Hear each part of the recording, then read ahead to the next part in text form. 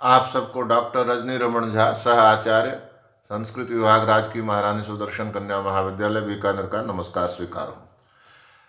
हमने अभिज्ञान शाकुंतलम में यहाँ तक पढ़ा था कि राजा और मातली कश्यप ऋषि के आश्रम में उतरते हैं और वहाँ राजा खड़ा है और मातली पता करने जाता है कि क्या है। इतने में क्या देखते हैं कि कोई एक बालक है जो उसको उसके पीछे पीछे कोई आश्रम की वो महिला आ रही है और वह कहती है कि चपलता मत करो, अपनी प्रकृति को तुम फिर से प्राप्त हो गए, यानी तुम्हारा जो स्वभाव है चपलता करने का वह तुम फिर से करने लगे।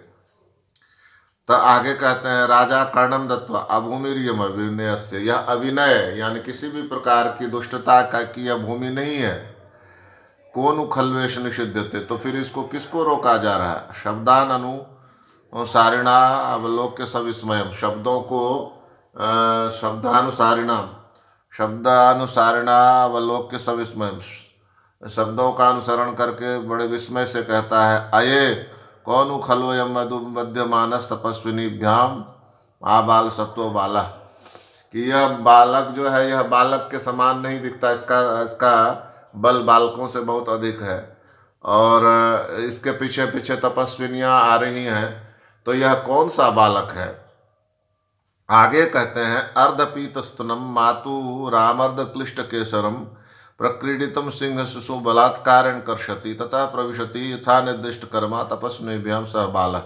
फिर वो राजा कहते हैं कि यह कौन बालक है जो क्या अर्धम पूर्णम यथा स्या तथा, आधा पिया हुआ है, जो अर्धपीन स्तनम, ऐसा जो सिंह का बच्चा है जिसने माँ का दूध अभी आधा ही पिया है और क्या कर रहा है ये आमर्द क्लिष्ट केसरम, और खींचने से उसका बाल जो है बिखर रहा है, क्लिष्ट केसरम।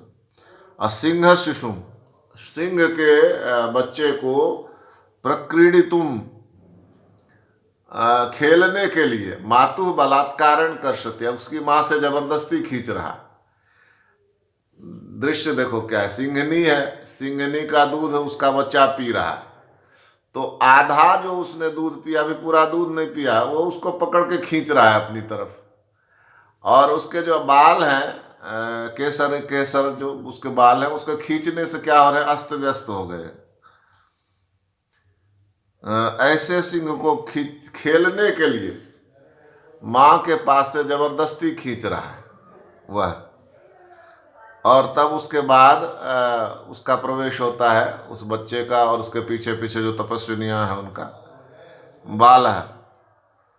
जृंभस्व सिंह दत्तास्त्र गणेश्य, अरे सिंह जब भाई लो, जृंभस्व जब भाई लो, क्यों जब भाई लेने से मुंह खुलेगा तो ये जो तुम्हारे दांत है वह मैं गिनूंगा। सिंह के बच्चे को वह बालक उसकी माँ से खींच रहा और कहता है कि तुम जम्भाई लो, क्यों जम्भाई क्यों लो, तो मैं तुम्हारे दांत गिनूंगा कितने दांत हैं, मुंह में ही हाथ डाल देगा। ये सब जम्बस्व सिंह दंतान गणेशी है।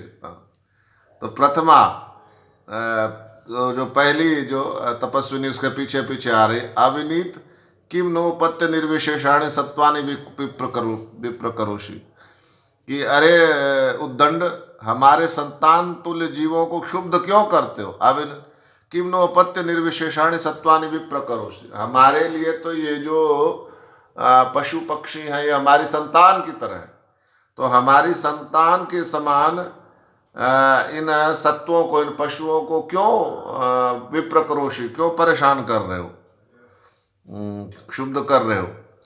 हंत वर्धते तब संरंभ, हाय तुम्हारा हठ बढ़ता ही जा रहा है, वर्धते तब संरंभ, तुम्हारा हठ बढ़ता ही जा रहा है, संरंभ। सचमुच ठीक ही ऋषियों ने तुम्हारा नाम सर्वदमन रखा है, स्थाने खलु ऋषि जनेन सर्वदमन इति कृत नाम धेयोसी। ये बिल्कुल सही बात है कि तुम्हारा नाम सर्वदमन रखा है ऋषियों ने, तो बिल्कुल ठीक रखा है। राजा किम नु खलु बालेस्मिन् औरस इव पुत्रे स्नेहति मे मनः। ऐसा क्यों है, राजा कह रहा है ऐसा क्यों है कि इस बालक के प्रति मेरा मन जो है वह अपने औरस पुत्र के समान, औरस पुत्र के समान मतलब औरस कहते हैं जो माता पिता के मिलन से जो संतान उत्पन्न होती है उसको औरस पुत्र कहते हैं। और किसी को अपना पुत्र मान लेते हैं, पुत्री मान लेते हैं, उसको मानस पुत्र कहते हैं। तो राजा यह सोच रहा है कि कैसे इसका जो इसके प्रति मेरा स्नेह उसी तरह से हो रहा है जैसे कि यह मेरा औरस पुत्र हो, मेरे ही शरीर से, मेरे ही खून से, मेरे ही वीर्य से उत्पन्न यह पुत्र है, ऐसा मेरा इसके प्रति स्नेह हो रहा है।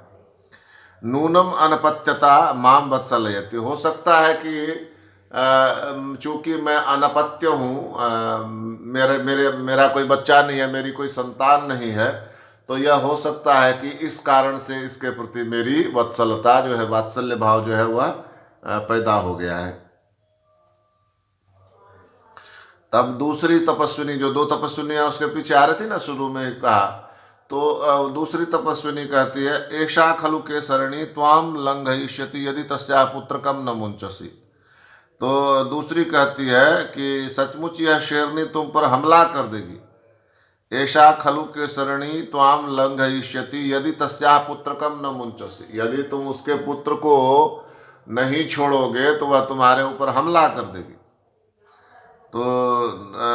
तो बाला सस्मितम अहो बलाय खलु भीतोस्मि। ओहो बहुत बहुत ज़्यादा डर गया हूँ।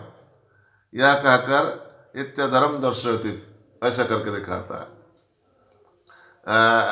अच्छा बहुत डर गया हूँ मैं, एक व्यंग है एक तरह से, उल्टे वो कहता अच्छा अरे बाप रे बहुत डर गया मैं, तो ऐसा कहकर वो निचला होठ दिखाता है।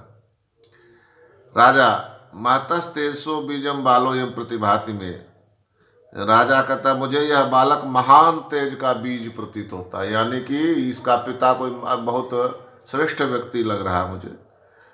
इस बालक का जो महान तेज मुझे बीज, इसका बीज जो है कोई महान तेज है। महतस तेज सो बीजम, महान तेज का बीज यह बालक है, अर्थात किसी श्रेष्ठ व्यक्ति का पुत्र है।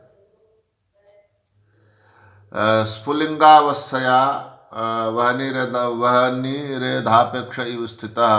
ऐसा लगता है कि जैसे चिनगारी के रूप में, स्फुलिंगावस्थया, स्फुलिंग की चिनगारी की अवस्था में, वहनी रेधापेक्ष इव स्थितः, वहनी के लगता है चिनगारी के रूप में विद्यमान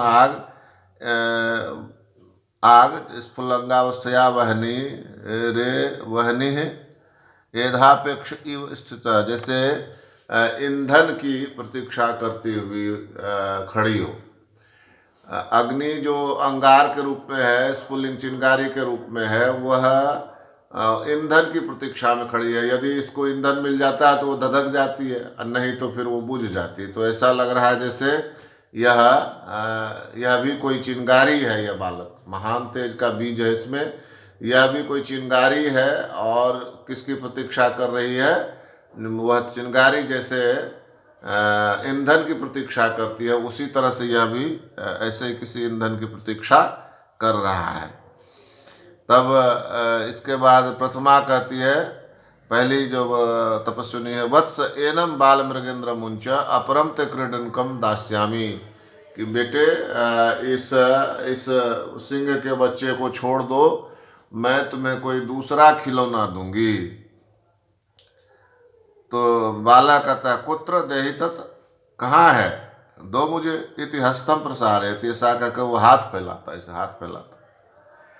राजा बालस्य हस्तम अवलोक कथम चक्रवर्ती लक्षणम अप्यनेन धारयति, कि इसमें तो इसके हाथ में चक्रवर्ती के लक्षण कैसे हैं, ये हाथों में चक्रवर्ती का लक्षण कैसे धारण करता है, हाथ फैलाता है ना वो, तो हाथ देखकर उसको लगता है राजा को कि ये चक्रवर्ती है।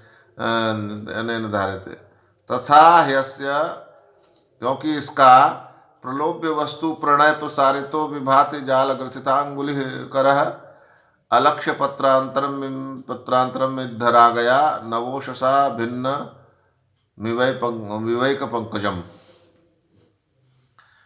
क्या कह रहा है राजा कि प्रलोभ्य वस्तु प्रणय प्रसारिता, लुभावनी चीज के लिए फैलाया उसने। उसने कहा ना कि मैं दूसरा खिलौना दूंगी, तो उसने उस लुभावनी चीज के लिए जो लोभित करती है उस चीज के लिए इसने हाथ फैलाया। जाल ग्रथितांगुलि है, और इसका जो इसकी जो अंगुलियां हैं जालवत ग्रथिता है, संश्लिष्ट है, अर्थात वो जिसको हम कह सकते हैं कि जाल ग्रथिता है, कि उसकी अंगुलियां बड़ी अच्छी सुंदर संश्लिष्ट हैं का अर्थ यहाँ पर एक विशेष अंगुली का भी इसको देखे बिना तो कैसे समझा जा सकता है। जैसे हमारी अंगुली है तो एकदम साधारण सी, इसमें कोई विशेष बात नहीं है, लेकिन किसी की उंगली आप देखिएगा कि लंबी होती है, वैसे यहाँ से तो मोटी शुरू होती है, आगे की ओर नोक हो जाता है, इस तरह से। तो वो जाल ग्रथित उंगली बड़ी अलग तरह की उंगली है। वो जाल सी गुथी हुई अंगुलियों वाला। फिर वो अंगुली जो है वो जैसे ऐसे सटाया मान लीजिए अंगुलियों को, तो उसकी अंगुलियां लगती हैं जैसे आपस में गुथ गई हों। तो इस तरह से जाल सी गुथी उंगलियों वाला इसका हाथ कैसा है, कर इधर आ गया, कि इसका इधर आ गया यानी लालिमा है जिसमें। नवोधसा भिन्नम, नई उषा से विकसित न दिख पा रहे पंखुड़ियों के अंतर वाले श्रेष्ठ कमल सा। जब उषा सुबह की किरणें आती हैं उससे कमल जो है खिलता है, और वह कमल खिलता है पंखुड़ियों के अंतर वाले श्रेष्ठ कमल सा। कमल की पंखुड़ियों के बीच में यहाँ कह रहे पंजे की उपमा कमल से दी गई है। प्रणय और उषा कारण होने से उसमें भी साम्य, अंगुलियों के बीच के भागों में छिद्र नहीं, जैसे सुबह खिले कमल की पंखुड़ियों के बीच में पत्ते नहीं होते। अंगुलियों के बीच में छिद्र न होना आज भी सौभाग्य सूचक माना गया। अब इसको समझो फिर से, क्या कह रहे हैं कि वह नवीन राग से उसकी अंगुलियां जो है ललाई लिए हुए हैं, जैसे कि नई उषा से भिन्न अलक्ष्य पत्रांतरम, नई उषा से विकसित ऐसे कमल हैं जिसके बीच में पत्ते नहीं हैं। तो एक पंकजम, एक कमल के समान वह दिखता है, मुख्य पंकज के मुख्य कमल के समान दिखता है। सीधा सा ऐसा हुआ कि जैसे कमल है उसके बीच में पत्ता नहीं है। तो पत्ता नहीं है तो इसका अर्थ हुआ कि उसकी जो पंखुड़ियां हैं, फिर से समझिए इसको, थोड़ा सा कठिन श्लोक है।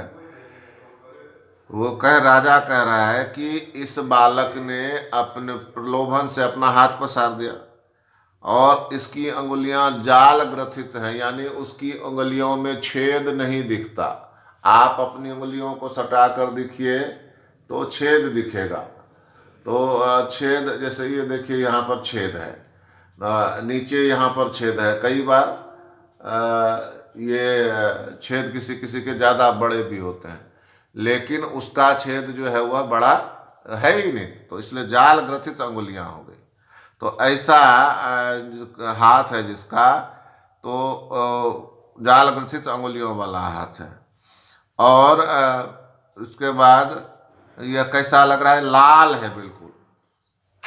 तो ऐसा लग रहा है कि जैसे नई उषा आए और किसी कमल को खिलाए, लेकिन कमल भिन्न लक्ष्य पत्रांतर, उसकी जो पंखुड़ियां हैं कमल की वो भिन्न नहीं दिखाई दे, एक साथ ही दिखाई दे।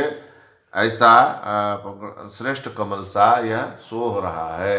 सुंदर लग रहा है। कमल तो लाल होता है, उसकी पंखड़ियाँ ऐसे फैली होती है, तो वो नहीं, कोई अंतर नहीं, पंखड़ियाँ सटी हुई हैं और वो उसी कमल के समान उसका हाथ शोभायमान हो रहा है।